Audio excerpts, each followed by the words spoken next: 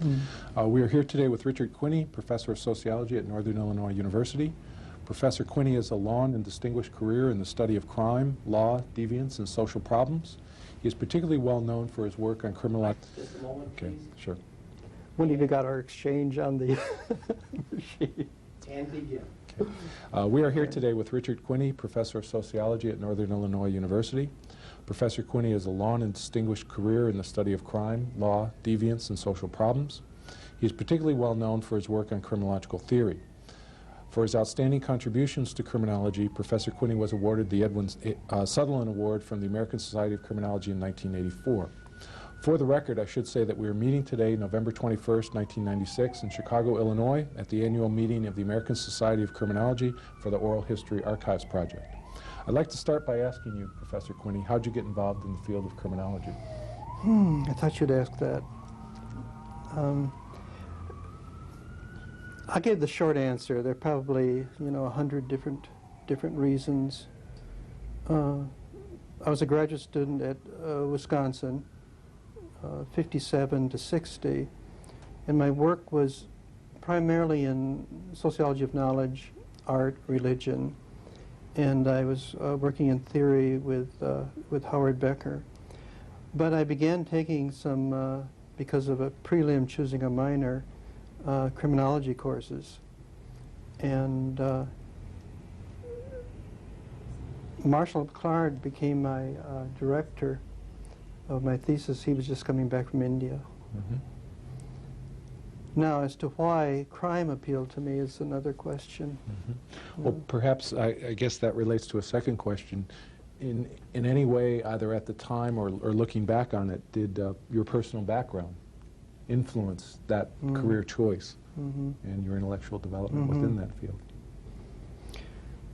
Well, I can't say that I was exposed to crime the way people are today in the media, or growing up on a farm in Wisconsin, finding much contact with or information on crime. So it must be some other reason. And I think it probably has to do with the other, the deviant, the criminal, and perhaps my identification with the underdog. So I was thinking on the farm, and then went to high school in town, Delavan, and I always felt, or I did for quite a while, outside of things. I see, I see. Well, it's interesting looking at your contributions over your career. I can't think of a more varied and diverse body of research. You started out by looking at criminological theory, in fact did some very important work in 1964 looking at the urban correlates of crime. You looked at criminal behavior typologies, white-collar crime, the social ecology of crime, differential association theory, the sociology of criminal law, labeling theory, conflict theory, Marxist theory, and spiritual theory. And I may have left some out, but that was my shopping list from your CV. Yeah. And I guess one of my questions is, how do you account for that development? Because I don't think that that's a normal intellectual development of most people in the field. Well, I suppose I'm told it's comfortable to follow a particular topic your whole career. On the other hand, I'm easily bored, I think. And after I do something one way, I feel like that's opened a certain kind of understanding, in this case a particular kind of crime. And I then want to go on to looking at it another way. I see. Also the idea of multiple realities, no one way is the answer. I see. Could you tell us a little bit in terms of, particularly for our audience that will include students, how your thinking was influenced? What were the sources of your ideas, particularly over this eclectic body of research? Were there particular people? Were there particular events? A combination thereof? You mean after the graduate school? After graduate school, I think, in terms of looking at your contributions to criminology. Right. Well, my first job was in 1960, And then by 64, I think, I had moved to New York University. And it was the beginning of the 60s movement. Also at Kentucky in 63 or so, civil rights movement that I was involved in. And by the mid-60s, I felt that criminology was not in touch with the movements of the time.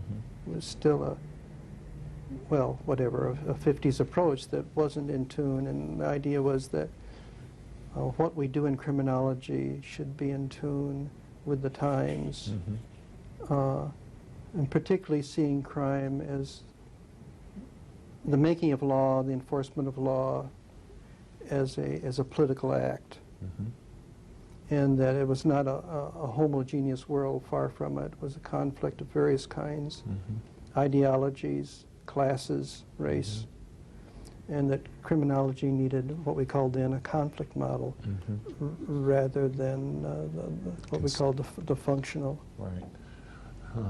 And how did one move from that, though, from, say, conflict theory to Marxist theory to spiritual theory and now peacemaking? Was it, again, continually driven by historical events, or was there something internal going on? Yeah, you're right. It's more than... Certainly it has to begin with the historical events. But I think in the case of conflict, we were doing it without any education, much education, either as undergraduate education or graduate school, that would provide us the theoretical, intellectual grounding for it. So after we did a conflict theory, drawing from a few people like George Vold, I see. we began to read European writings, translations of Marx, that we had never been exposed to as undergraduates or as graduate students. Yes. And then how do you take this body of work, theory, and bring it into criminology? And then it became a, whatever we call it, a radical or Marxist when we began to use Marxist writings. Right. But you seem to have left that in your career. Yeah, I don't think, I would not want to say anyway that, and I hope it's not true, that I put it this way, I think I incorporate or assume most of Marxist theory, but sometimes in the 80s I began to see that there was more to my own life, as well as understanding the world and crime, than the material model, you know?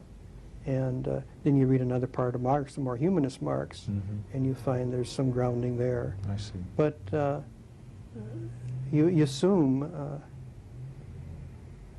the ideas of Marxism, but then you build on it now in our times. I see. So in a sense, I think this is very important, particularly for students trying to understand the lives of criminologists in terms of particularly how intellectual thinking's developed.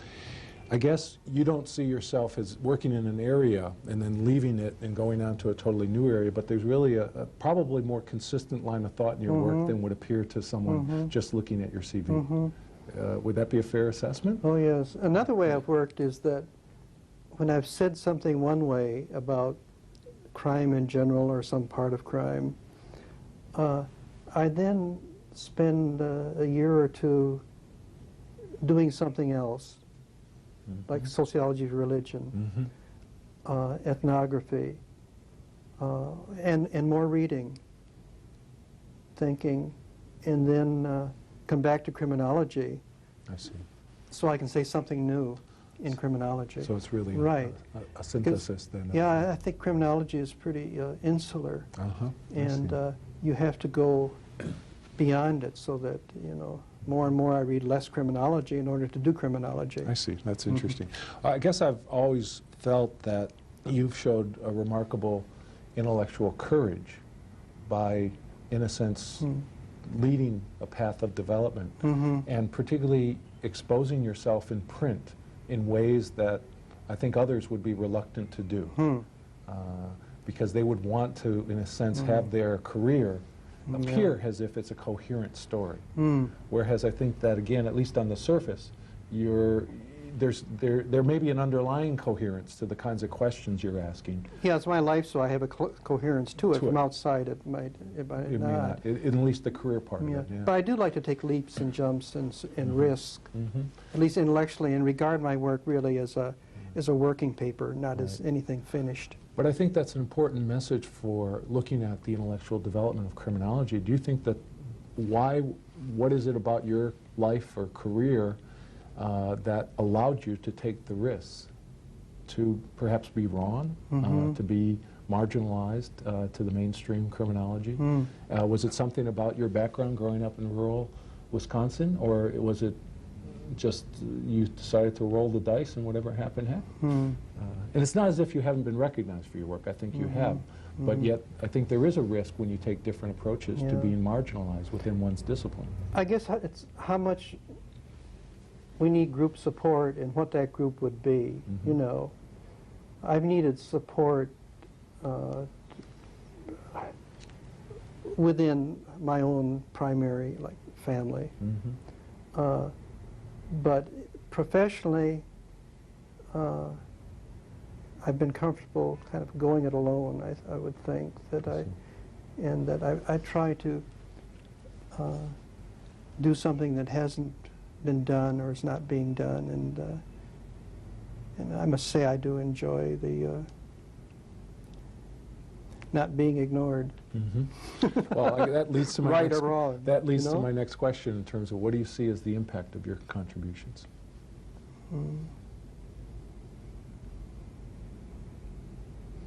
One way to go with that is that we can, never know, which is not very helpful. Depends what in 20 years, what the time is like, and what any of us have ever done. If it'll be appreciated, read again, a footnote in textbooks, I really don't know that. Don't know that. I think probably as part of developing a critical criminology is called now, and part of that movement, and being in touch with what's happening around. Okay. Though, can I add something there? Yeah, absolutely. My heart really is in work that I've been doing all along, and that's more an ethnographic, autobiographical work, and photography. Much of my seeing, understanding is visual, not verbal. And I need photography very much in my life, and I use it in my work. I see. And I think probably if anything that will last, it would be more the essay kind of work that I'm doing, and not criminology. Not criminology. Where did the interest in photography and the visual, some people have referred to as visual sociology, is that something that has been an enduring interest of you since your youth or childhood, or is that relatively recent? Well, I think it comes out of my family.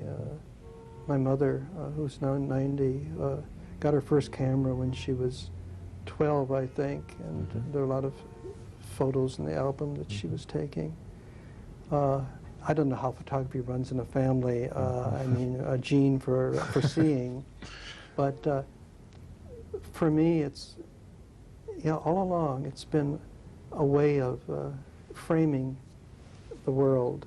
I can feel quite mixed up and out of sorts, but I go out photographing for a few hours, and kind of all the world comes together. Do you think that approach has a place within criminology, or is it within this broader effort of the study of social life? Neil Shover asked if I had a photograph they could use in his new book as a cover for Persistent Thieves. And I sent him some, and I said, I have nothing on crime. I don't photograph crime, and I wouldn't know what to photograph other than the obvious going to a prison or photographing Right. graffiti. Mm-hmm. But I do have photographs about our existential life. And so he used a photograph I took of a older man walking across the sand dunes on Coney Island. Mm-hmm. And to me that represents that crime is a part of everything else. It's not something separate. I see. Okay. I mean, I tell my students, if you want to study crime, spend time looking at yourself. You know, it's all here, and that we wouldn't have to go and study criminals. Yeah. We could study criminology just by, I mean, not looking at our crimes, Right.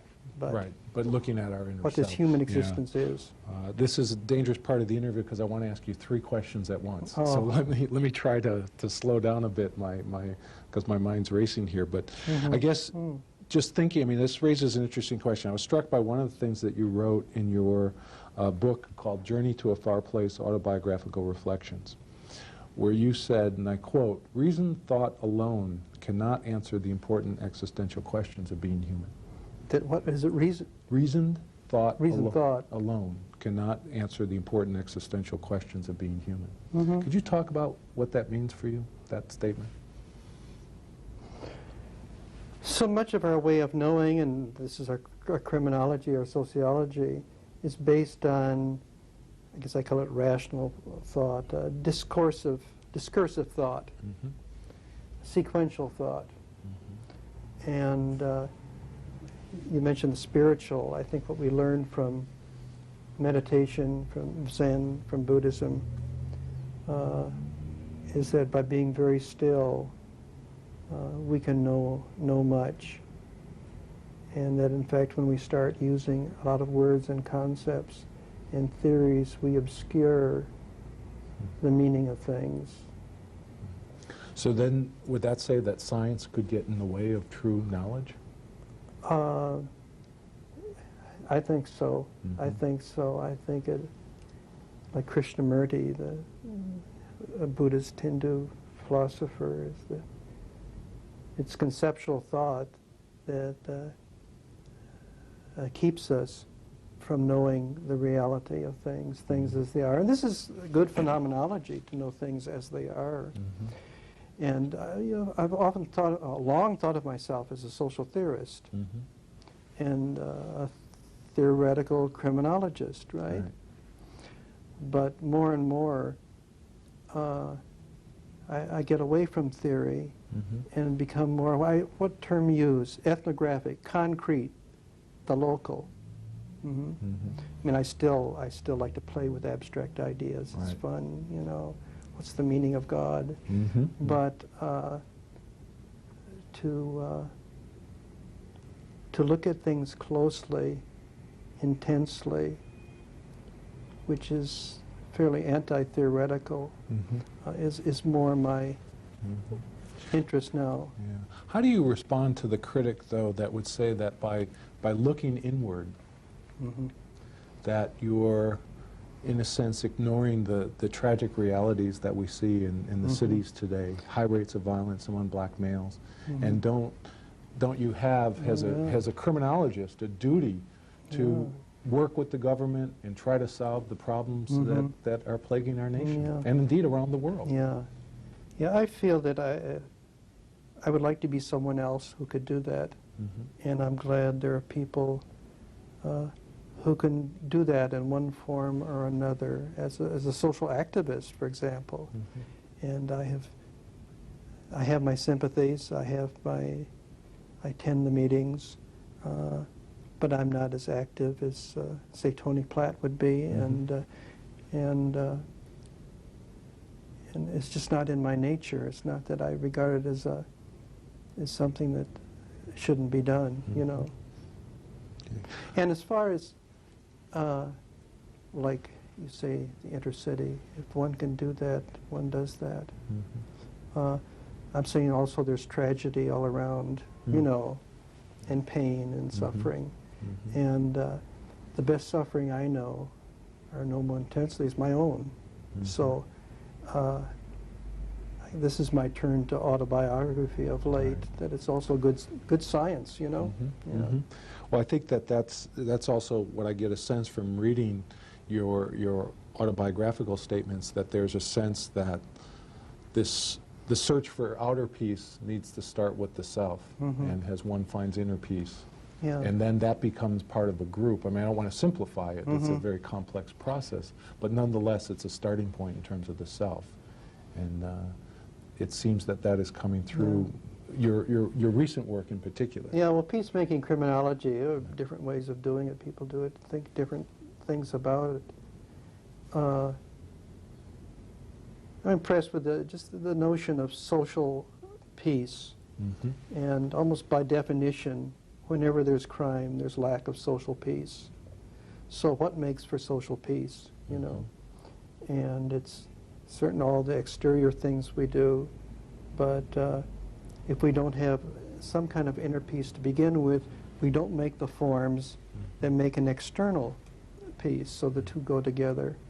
I think you have to work. So the solution to crime would be social justice, but how do you get social justice? And you don't get social justice out of violence and hate. Mm-hmm. Mm-hmm. And this would be along the lines of what you've written about in terms of compassionate criminology, the notions of cooperation and compassion. Right. Yeah. Then those who, right. Yeah. Then we create a kind of society that is not unequal, that is not racist, does not have poverty, that has home for everyone. Are you hopeful in terms of the future of criminology? I'll tell you, more and more, I like to think less and less about crime. And this is certainly a personal thing, but also I think the best way to have a world without crime is not to think about crime. I don't mean crime will go away if you don't think about it, but it seems to me that what crime is about is all the other things that happen before or beyond crime itself. And as criminologists, by focusing on crime, we're just a part of the problem. We do not get out of the, I don't know, the focus, the mentality of criminology. And we become, I'm going to back up on that a little bit, but that's stating it in the extreme. Terms, yeah. But as a criminologist, I see, at least my branch of it, as more a witness, yeah, it's a good word, a witness to the times, and that we, and whatever abilities and resources that we have, we bear witness and bring what we observe to others about the consciousness, raising consciousness. Right. And like Human Rights Watch, in a way I think the good criminology is criminology that's kind of a human rights watch.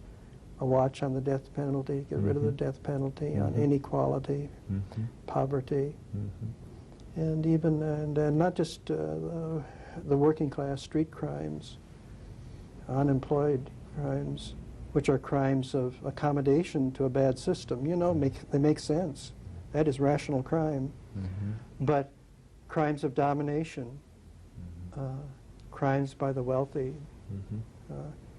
they're also missing something from their life, you know. So you would not encourage students to abandon criminology, or would you?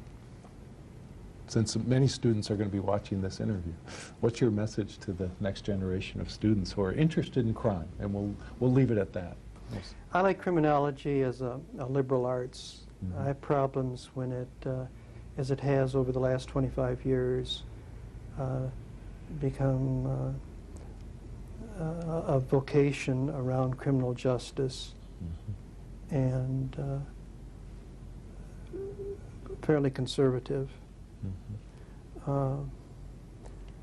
Again, it comes back, I think, that you can understand the world better, you can participate the world better by